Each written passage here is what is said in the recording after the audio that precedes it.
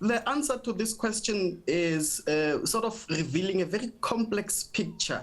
We did hear the AG mentioning some of the lapses and over-reliance in consultants, because those who are hired to do certain things, compiling financial statements, either they lack the capacity or they just blatantly don't do them. And now when they have to rely on external people, then it also delays this whole auditing process and reporting process.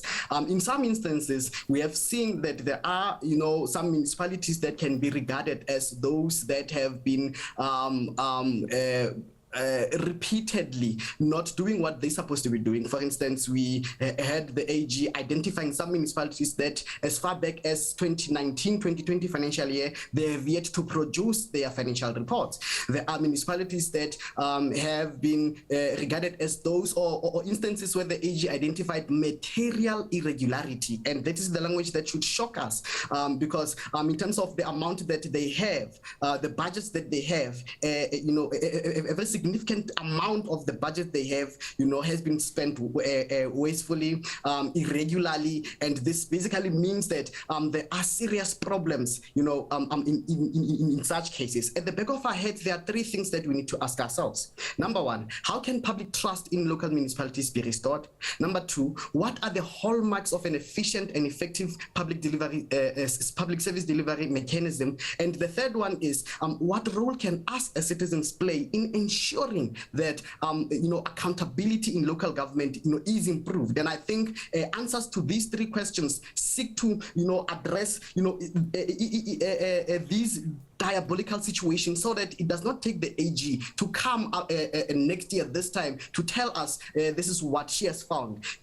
By the time the AG comes, there's got to be an improvement of some sort, and we shouldn't be having instances where she's even saying that the state of local government has regressed. Do you then agree to sentiment that there should be a cut to, a budgetary cut to allocation of local government over the medium-term expenditure framework, which would then, bring about fiscal prudence for all municipalities?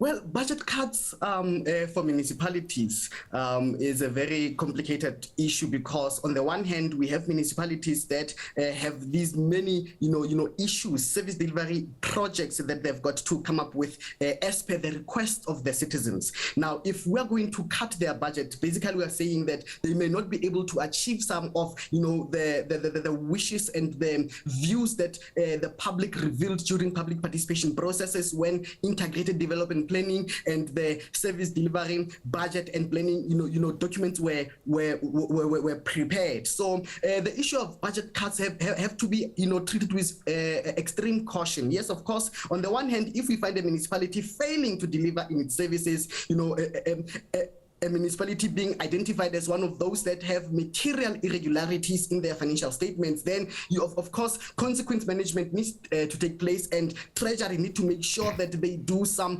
financial controls in that respect. But this should not be done in such a way that public, citizens will still experience a negative, poor delivery of services in that municipality.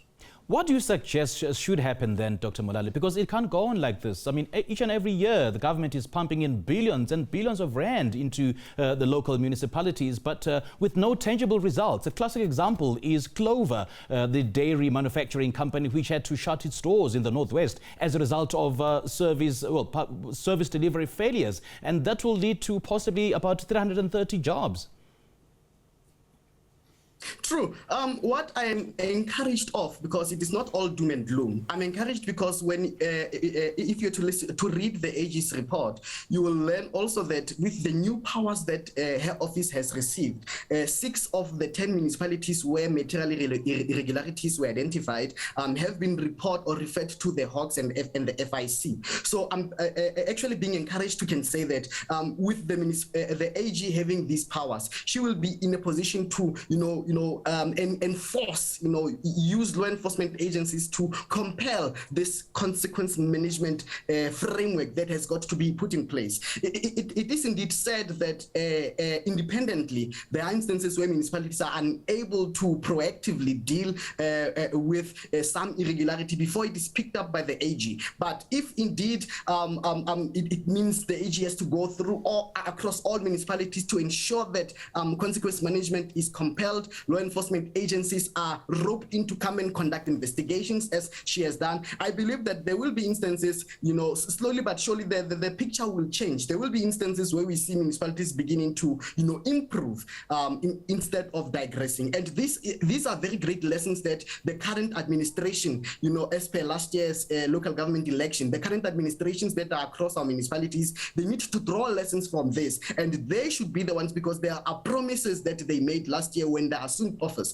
They've got to make sure that they make due on their promises, and they make sure that the public do not come again tomorrow being disappointed that they too made sure that the picture of local government further downgraded and went into disarray.